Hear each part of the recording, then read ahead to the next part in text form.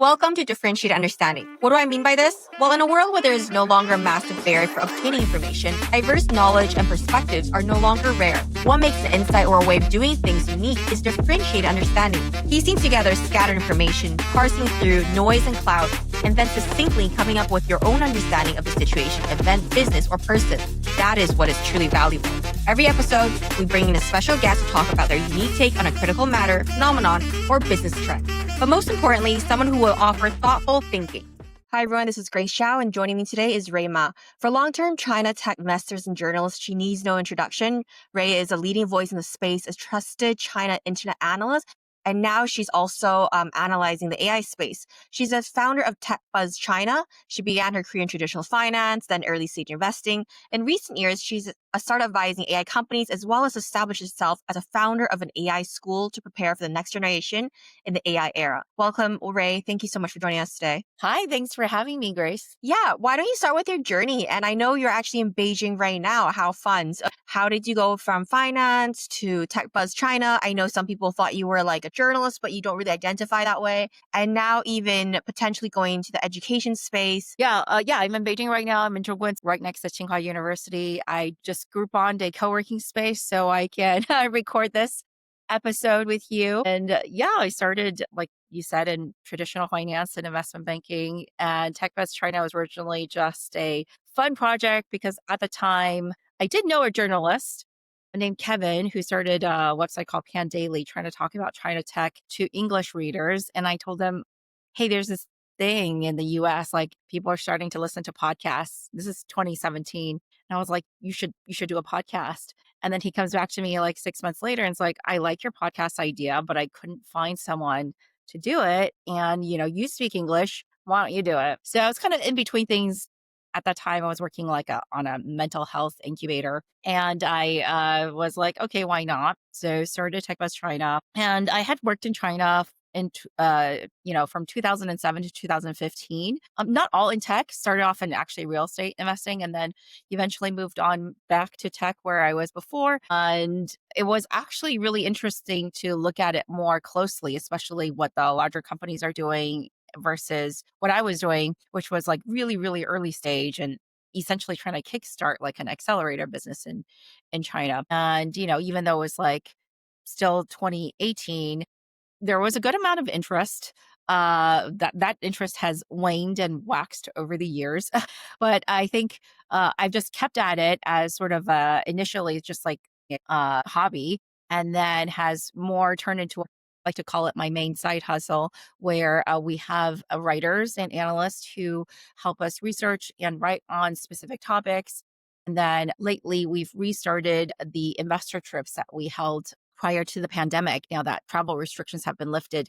And we take investors to go visit really interesting tech companies in China. And that's partly why I'm here. I'm actually here for family reasons, but I'm staying here through the end of the month because we're doing a deep tech discovery trip. Super cool. And we'll definitely double click on the trips later because I know you just did a really successful trip after WAIC in Shanghai, which was in July. I think it's so cool that in 2017, you started this. And you're probably one of the first like English language China coverage podcasters at that time. It's really cool that I get to have you on my podcast and that I'm launching this. And even when like literally my favorite show ever back then, I think commenting on Pinduoduo, right? And just tell us about that kind of experience and the evolution of the Chinese podcast space a little bit. Yeah.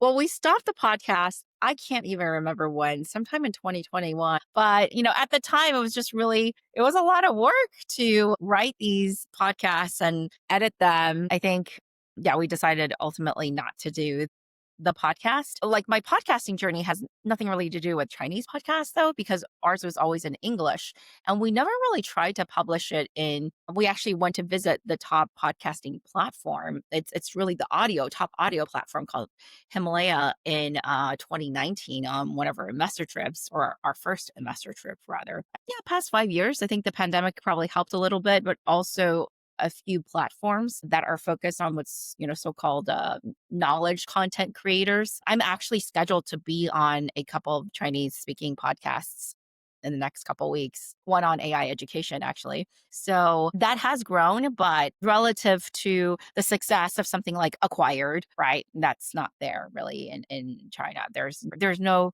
sort of sold out stadiums of people, and you don't have like a Mark Zuckerberg, like you don't have like a Lei Jun, founder of Xiaomi, like rushing to like talk about the latest product releases on podcasts. And I think the difference is the content dissemination channels are very mature in China. All of these founders and companies themselves have direct access. So they don't really need to go through like an intermediary. Of course, sometimes that makes it more, if you have a third party, seems more trustworthy, right? It's not just, you doing PR for yourself. But I think overall, because because pretty much everyone has been so digitally savvy for so long that they need less to go through like a podcaster to be discovered Yeah, for their ideas. Yeah. yeah, definitely. I think there's like you mentioned, Himalaya was definitely like the go-to platform, and now we're seeing newer players come out like Xiaoyuzhou really taking over kind of more of like a Spotify like podcast role.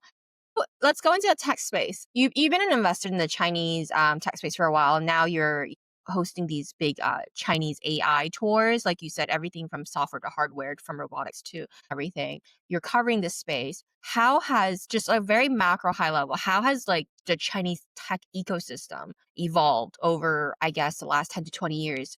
This could be like a culture aspect, community aspect, entrepreneurial aspect, just not just technical, right? Like, or even capital structuring aspect. Could you give us some high level takeaways on that? Yeah. So, well, first I wanted to respond and say we're not like some expert in these trips, investor trips. We're kind of responding to the market demand. And most of the market demand, by the way, is as outside of the US, which makes me a little sad since I live and grew up in Silicon Valley, but it is what it is. The sector I actually felt the most strongly about was the electric vehicle sector. So, I basically had the writers, I kind of forced them to decide to like only do half internet and then half EV coverage for our investor newsletter in the last 2 years since we made that change. And then we started those investor trips. And I myself am working actually on a EV book because I think it's probably one of the most transformative stories of, the past 2 decades as it comes to China tech.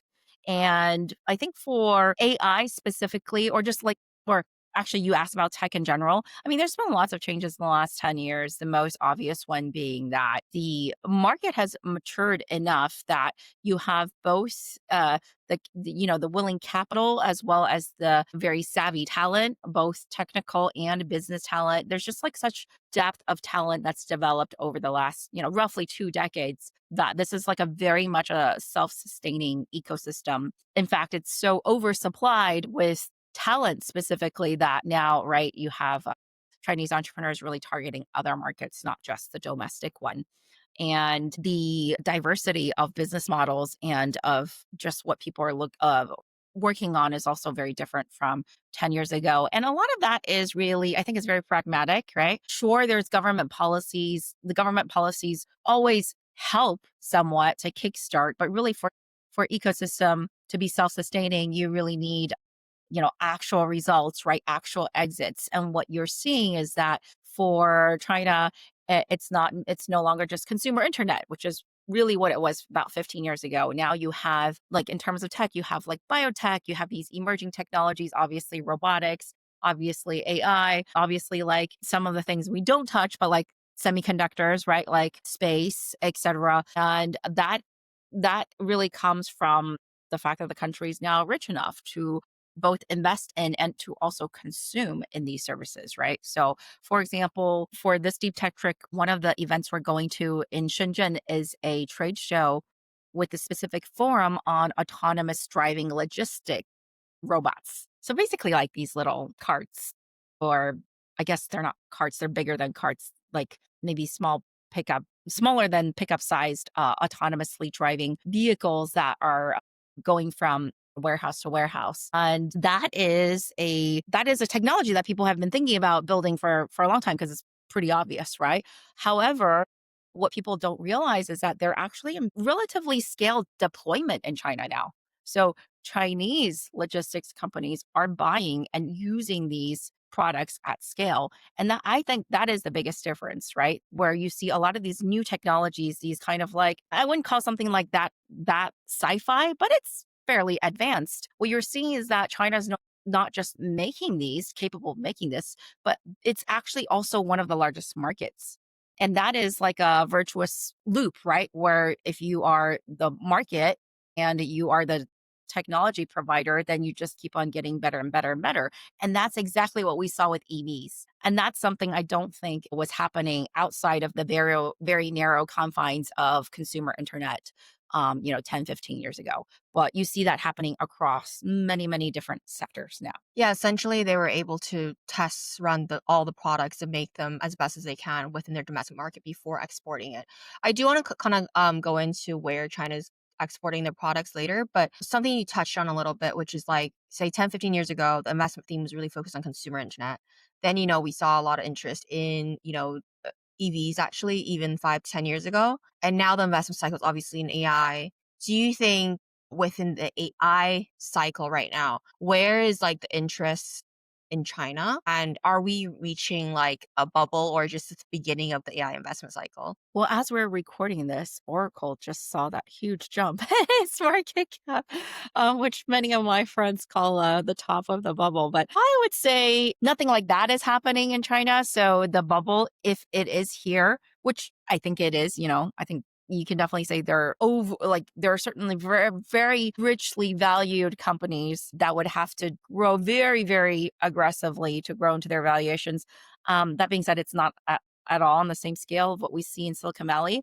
And a lot of those rich valuations, at least in the past 6 months, have gone into robotics rather than AI. So I think that, the enthusiasm is a little bit different in China. There is this a little bit of a resignation that you just can't make that much money off of software in China. So there is this, some people call it race to the bottom. I like to call it race towards um, the maximal like cost value uh, equilibrium, whatever you want to call it, like 性价比, the highest value you can get, right, for a certain cost product here in China. And It's I like think getting your that bang for your buck, even in getting your investment. bang for your Like, buck, it's really difficult.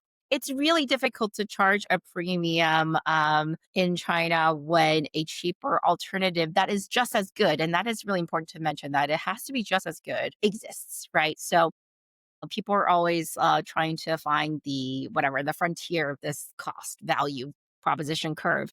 And I think that for China, the enthusiasm and where that value proposition is less clear is in robotics. So I've said that pretty publicly, but I think it's just widely accepted here that like embodied intelligence is much more interesting. It's much more difficult. It's also sort of China's game to lose because it does have such a large manufacturing advantage. Now, I don't actually agree with that, not wholeheartedly, anyways, because I think it's overly simplistic, but I think you can definitely take a look at parts of that statement and say, now it is true that China has a very large manufacturing base and manufacturing prowess. And it is very likely that China can make very good advancements in humanoid robotics or whatever insert um, blank robotics in the next upcoming years. It's just not as trivial, I think, as some people make it out to be that, it is inevitable. I'm not sure it is that inevitable. I do think it is very likely. But that's really where you see kind of many people are using the word bubble already. I just like to call it like hype or even like more muted word enthusiasm. So right now. is that like a reflection of where the Chinese investors are kind of putting their money as well? Like when we look at the whole ecosystem, you think they're willing to put money down for embodied AI versus like say the LLM side of things or consumer facing. Where's the money going actually? And who actually are the major players in China right now? LLMs are definitely like 2 years ago, this is the past. And that's like so 2023 or whatever. It is much more robotics now. I think it's just because there's been limited, revenue. Sure, many of the cloud service providers or whatever, but let's call it the independent foundational model makers, right? Like they are not nearly as getting as much revenue as you see the Silicon Valley equivalents. And that's just partly because the willingness to pay isn't there, you know? Chinese companies just don't pay that much for software. They don't need to pay that much for software because let's say you're replacing some aspect of a human labor. Well, human labor costs less here, right?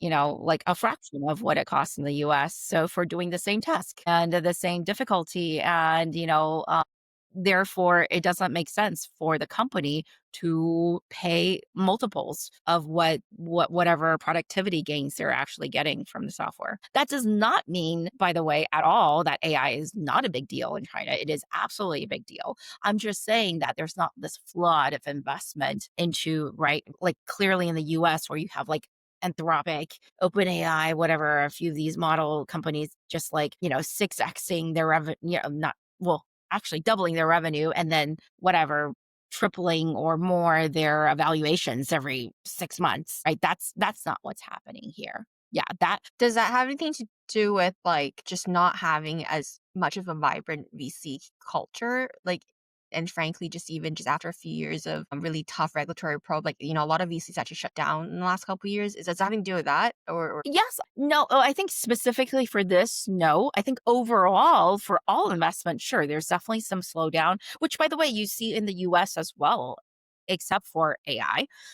So I think like, but in China, it's just again, the AI ecosystem isn't that amazing. Like, because the customers are not willing to pay as much. You don't like if you think about it, $20 per month, which is what a lot of these US AI companies charge their users, right? Their prosumer users, consumer users per month. That's a lot.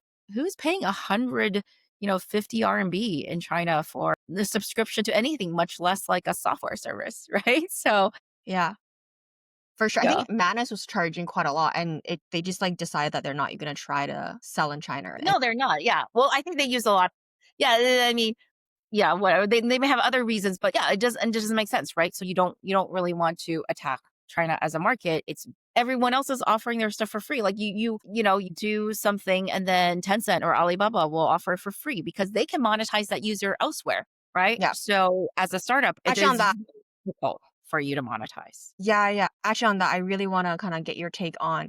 I know you covered BAT extensively. Tell us about what you think of the BAT AI strategy right now. Like, what are they doing? When I say B, I don't really mean Baidu. I mean ByteDance, but ByteDance, Alibaba, and Tencent. Yeah, I mean, I think they've been all very aggressively investing into AI, obviously. I think ByteDance has obviously been doing it much more internally for their own products. And then Alibaba putting it all into cloud, getting their story out to investors really, really well. Getting a lot of this open source like Halo, which to be fair to them, they've been doing open source for a very long time. So it's not like, you know this well, it's not like a new thing. And for Tencent, I think they're struggling a little bit with the story, but they've actually been doing great things as well with AI.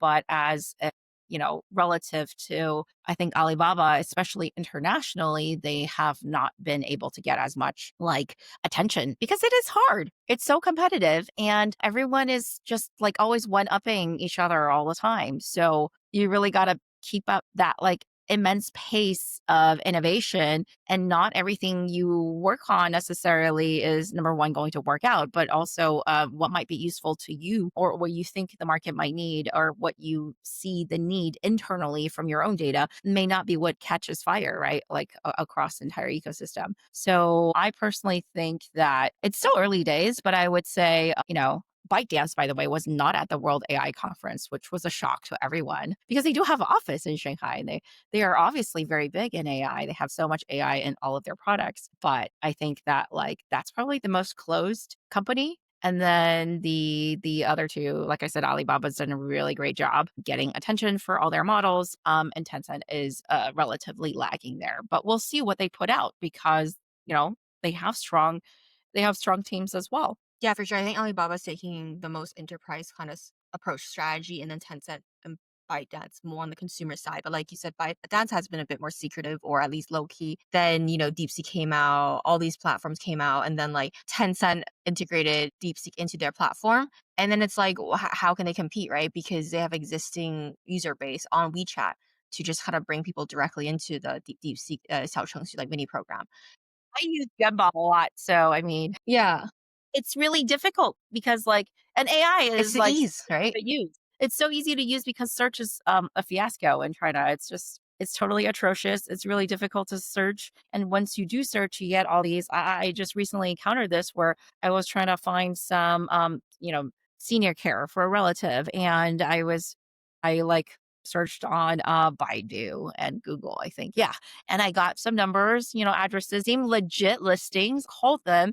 Turns out they were not real numbers. They were like it was basically some, sort of like lead generation service, right? That like immediately took my number and then was like farmed it out to all these service providers like that were nowhere close to what I wanted.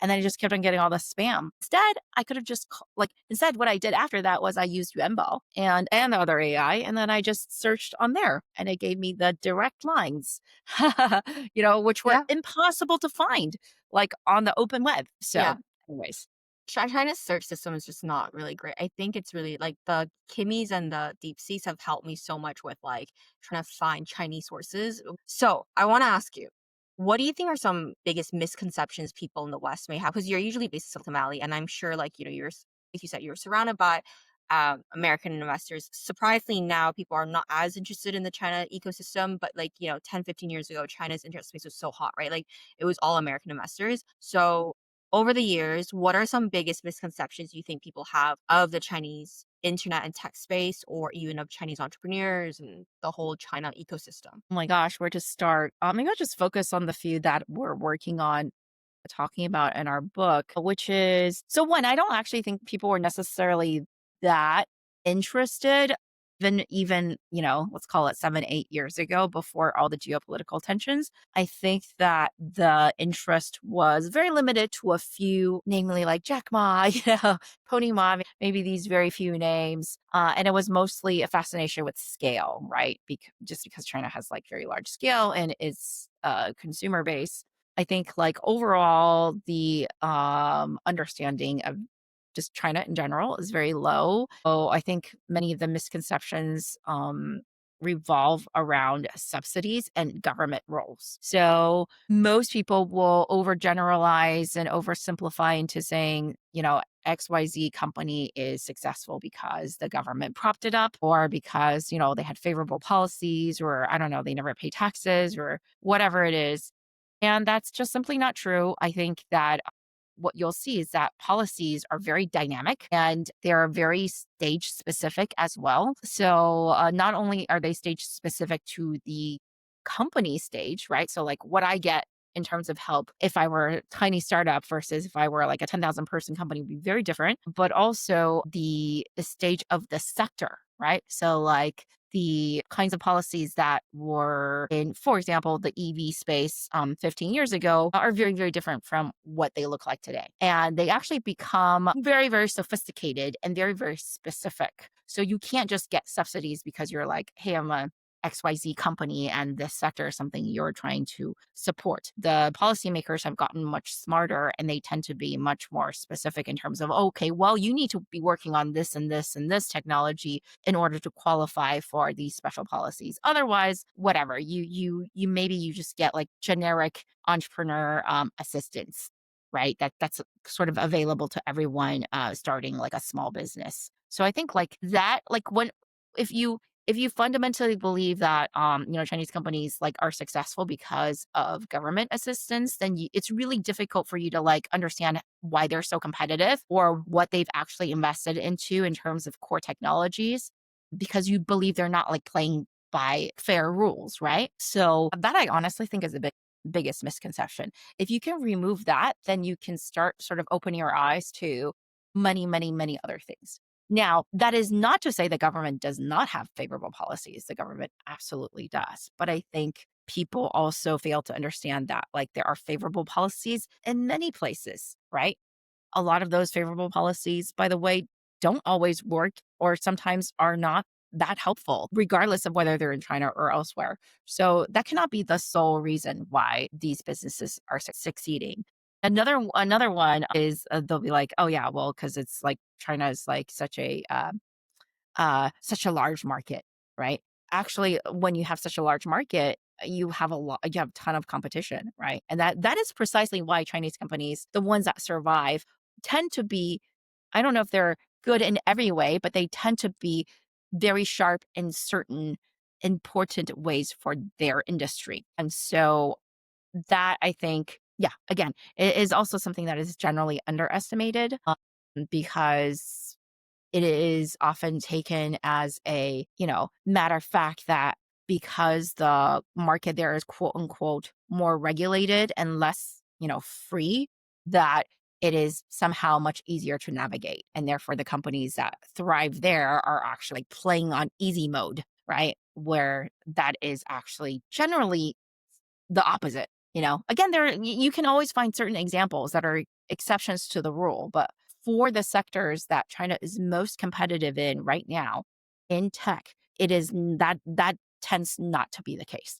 It tends to be very, very ruthlessly competitive and Darwinian. So Yeah, I agree with that. I like, yeah, the policy helping it, but you have to be so, like competitive to even have the policies be able to like kind of support you, right? Like, and then on your point on this second bit, it's like it's so ruthlessly competitive, and people are so ruthlessly pragmatic that it's like competing not on just on technology, but cost, but talent, but everything, right? So if you make it out on top, you really did have to essentially kill all your peers to make it on top. So definitely I think there's that misconception that somehow people just think it's like it's just a bunch of SOEs like, just supporting these technologies, and once a Chinese government takes away the subsidies or the policy support, these companies kind of like falter apart and no one wants to buy their products anymore. It's definitely not. Like if you think about Xiaomi, you think about like, Baba, like these companies are extremely innovative globally. I want to kind of check in with you on the WAIC trip. I know that you posted on Twitter about your trip, some takeaways. It really went viral. A lot of people are extremely interested in what was happening on the ground. And I think especially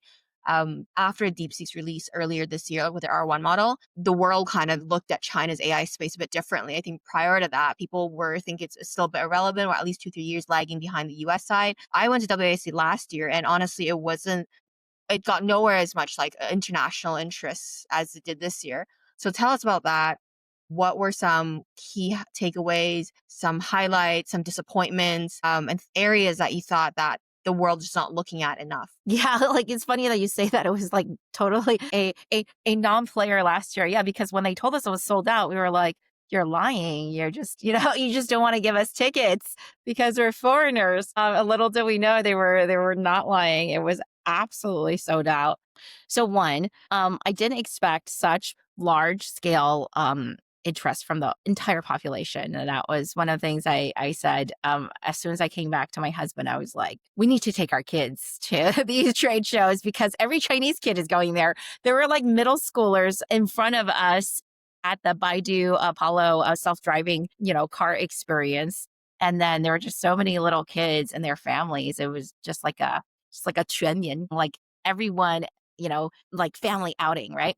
And then for the takeaways, I think, yeah, I'll just say there's two main ones I've been harping on. One is, robotics and embodied intelligence, which we talked about earlier. A good, probably like a third or maybe even more. Definitely the most popular parts of the exhibition hall were the robots. And then there's just like robots running amok, like everywhere, like in the hallways. They were not confined to their show spaces. And then the other one is that people really retweeted and we got written up about in Fortune, which was about energy. That's actually like, I really didn't expect people to even like be surprised by that, because if you have been following energy, obviously I have been since we've been writing about EVs for so long. Yeah, it's like kind of a given that energy is taken care of in China in terms of renewable energy and new sources of energy. It's just not really part of the conversations about generation. Like where is this energy coming from? It's sort of like expected that like, hey, we've been consistently generating more energy than we need, and that will continue. right? So there's not this like panic that you have in Silicon Valley of like, oh my God, AI is going to use up so much more energy.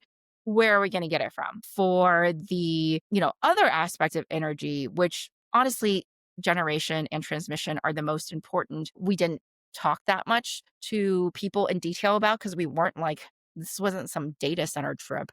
But I did some research later, and, of course, there's still engineering problems you need to fix, right? Cooling, load balancing, all this stuff. So, not saying China has everything figured out, but just on the generation and transmission part, they have a plan and it seems to be working out pretty well so far. Hopefully, in the US, we catch up quickly. Yeah, there's just like been strategic planning over the years of how do we generate like more energy? How do we manufacture more energy equipment? Yeah, I think well, some of those have other reasons than just pure business reasons. Some of them are geopolitical in nature, but like basically what I would say is, solar and EVs, et cetera, are one of those things where the government put in a lot of work, right? Infrastructure, subsidies, favorable policies. But once again, if you don't have the actual technical breakthroughs, right? You don't have the actual demand from users, which by the way, like the demand can't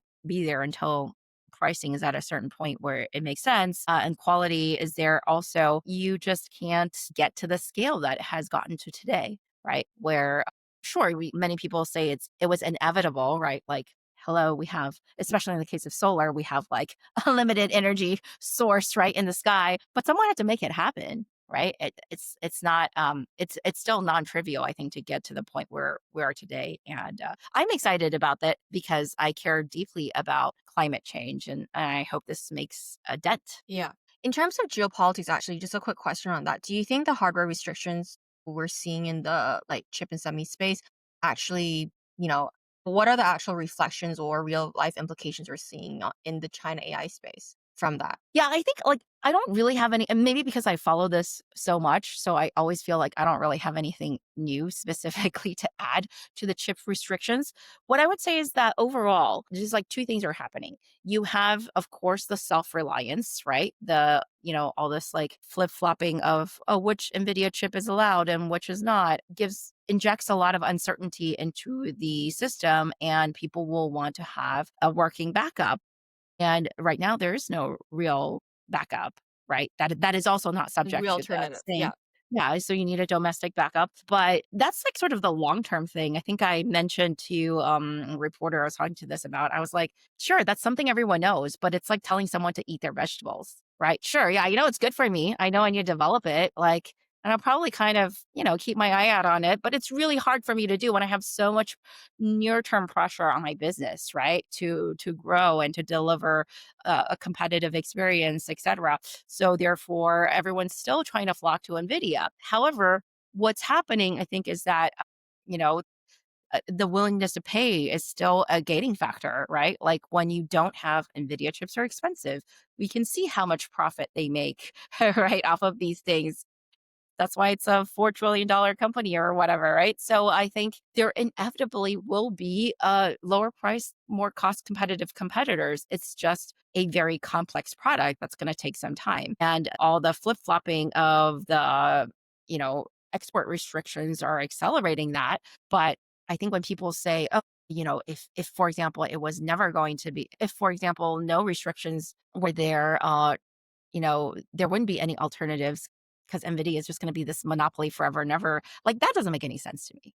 You know, like it's just economically, there's a lot of people for whom the math just doesn't work, right? It just doesn't math out because, like I was saying, not every economy in the world operates like the US. There is a certain point at which it doesn't make sense for you to deliver this intelligence if the costs are what they are, because not every market can bear that cost. So I think the whatever's Chinafication, if you use China in this sense as having a low cost quality alternative, was always going to happen. It's just being accelerated by sanctions, by the, immense interest in AI. Of course, all that is helping, but I think that was, yeah.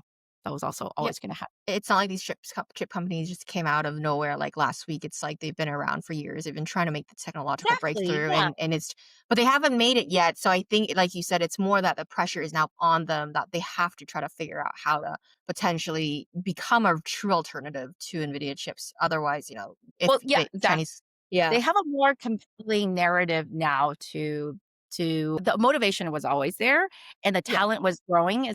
It's just, the forces are accruing in their favor a little bit faster than if there was no, geopolitical messiness. But yeah. Yeah.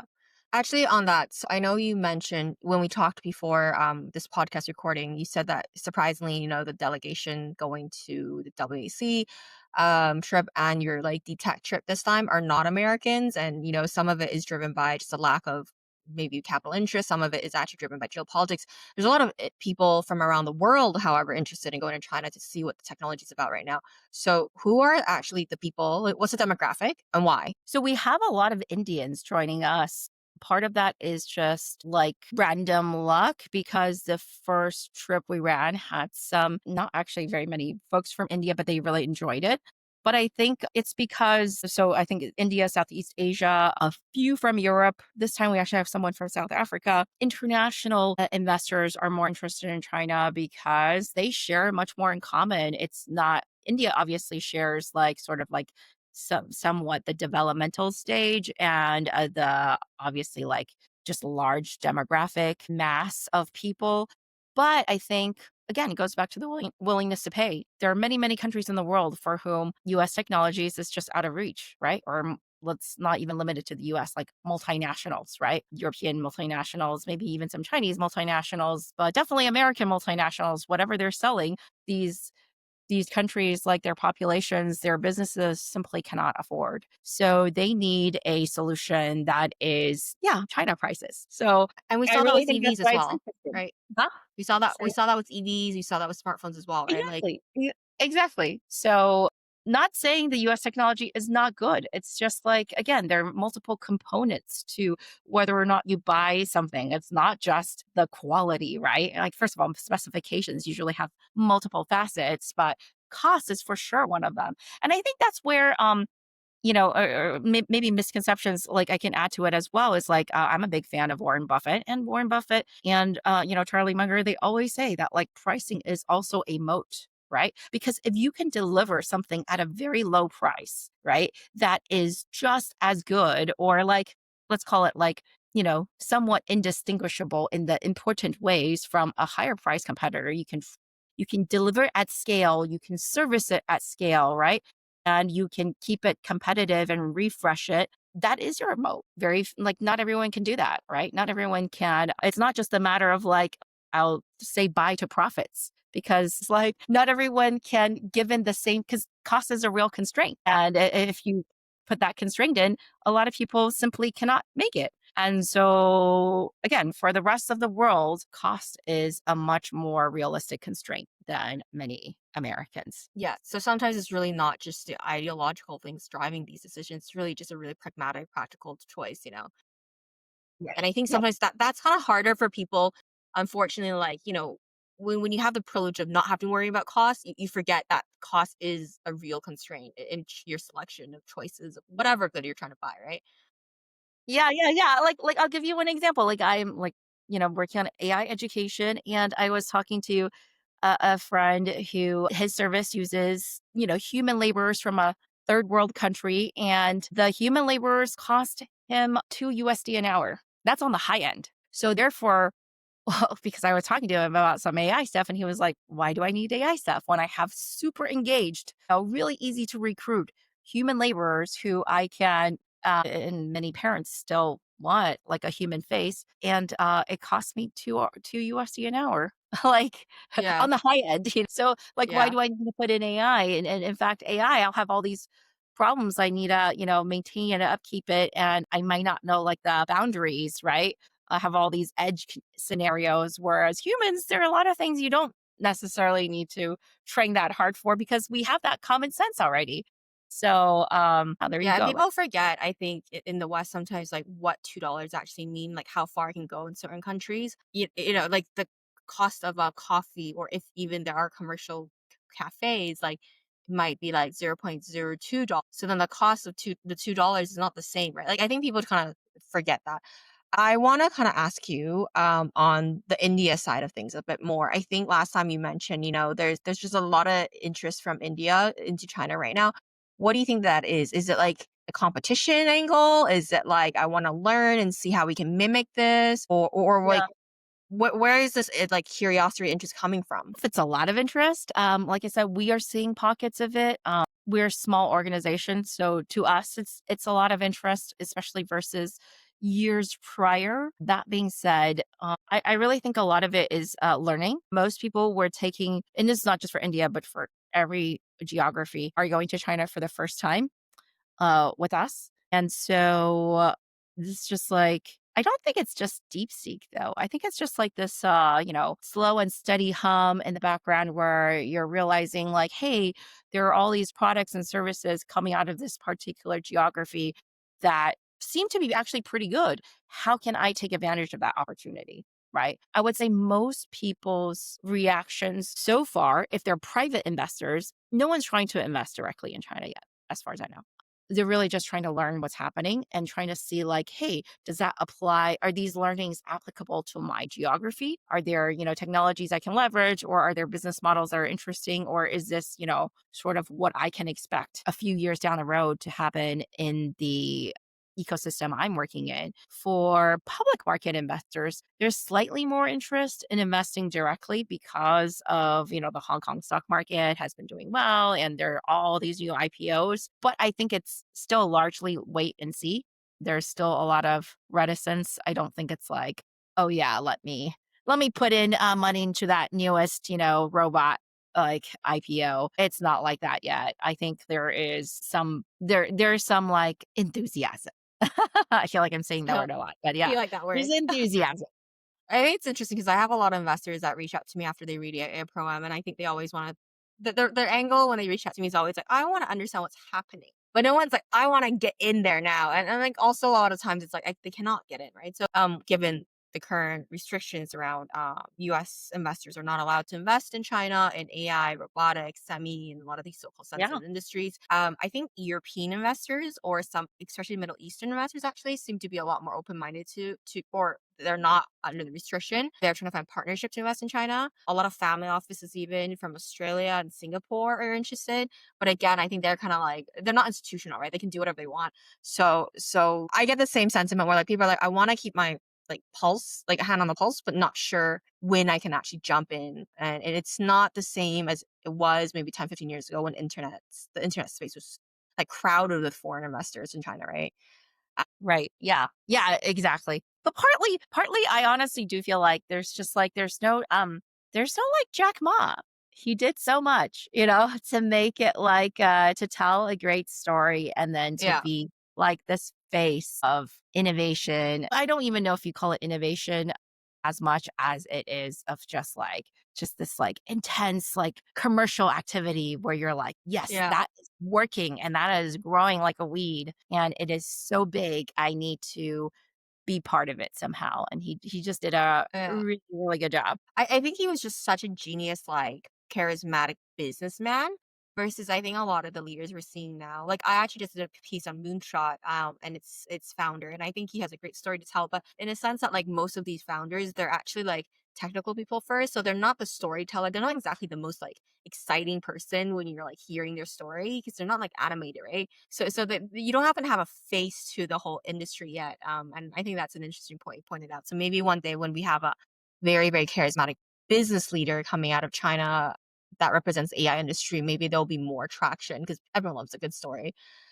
Okay, so mindful of time, I want to ask you, is there anything else that we didn't touch on, but you think that's relevant to our listeners that we should talk about in terms of understanding the Chinese internet to AI evolution, like anything that you think is really interesting that you've picked up over the decades that you've been looking into the space? No, but I was well, there's nothing like it's just a small thing, but I was talking to a friend earlier. I think he's going to try to write a piece on it as well about just the different attitudes that, different societies across the world, but the two that we were both familiar with, which is American and Chinese society, just very, very different attitudes towards technology and the embrace of technology, and now specifically AI and robotics. So, robotics, I think, brings out even more fear in Americans, especially humanoid robotics. But anything like that has a screen, I think, is just regarded with such suspicion and distaste.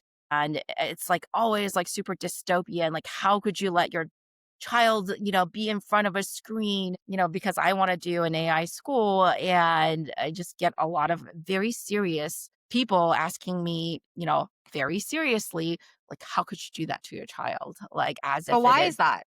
Is abusive. it just over the years, like all the social media scandals that we've been seeing, or like not even just scandals, but like tragedies even that's been caused by the social media? I think it's just the sense that if unless you're connecting with another human being, that's not like there's nothing valuable in that connection or time spent. So therefore, if you are learning from a machine, whereas I think the Chinese viewpoint is, hey, is the machine better at teaching you? Okay, you should learn from a machine.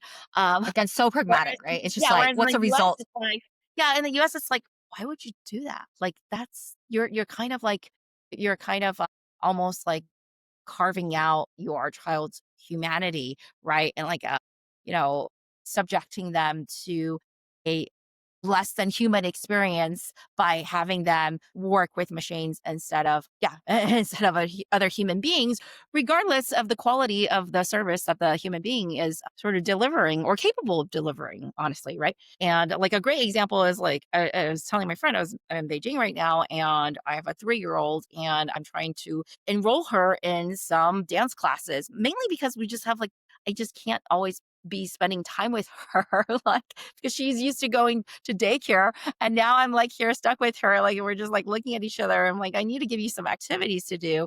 And as a 3 year old, I call the closest, highly ranked dance studio. And they're like, oh, for a 3 year old, we recommend her our robot classes. And I was like, excuse me, like what robot classes? And she's like, oh, well, there is a human teacher, but most of it is taught by this robot. And it really works really well for 3 year olds because it has lights and it's like this cute, like furry thing and, has like a cute voice and it engages them better. And our parents really love it. And I was like, wow, I like, if this were in the US, you would be like, you would be spat upon by like moms, right? And anyone who sends their kid there would be like, how could you do that to your child? Like sending them to a class where they're learning how to dance from a robot. But in China, it's totally normal. That's so interesting. I've never heard of it. That's so crazy because my daughter's like 2 and she's doing like little ballet classes. Honestly, I think the teacher's even bored because like 2 year olds don't really do anything. They just kind of like lift up their arms, they put their like arms down, kick up their foot, like their right foot, left foot, and that's it, right? And it's like a whole hour. And exactly to your point, it's not like I don't like want to spend that time with her, but some days on weekends, I'm like, you need to go out and burn energy. And when you pay for these like absurd amount of money for like ballet class, I'm like, you're not doing ballet. You are literally just standing at tutu and like turning and spinning. And I guess in that sense, Roblox would suffice. It would be good enough. But I don't know how I feel about it. Exactly to your point of human connection. I'm like, is that safe? Is it better? Like, should I have like Yeah. a Well, it's human not adult watching her? yeah, according to them, the adult is there like 100% of the time. It's a robot and human teacher class. Okay. It's the robot Interesting. is the main star because in their experience, according to them, again, haven't tried it out yet, the kids respond more to the robot.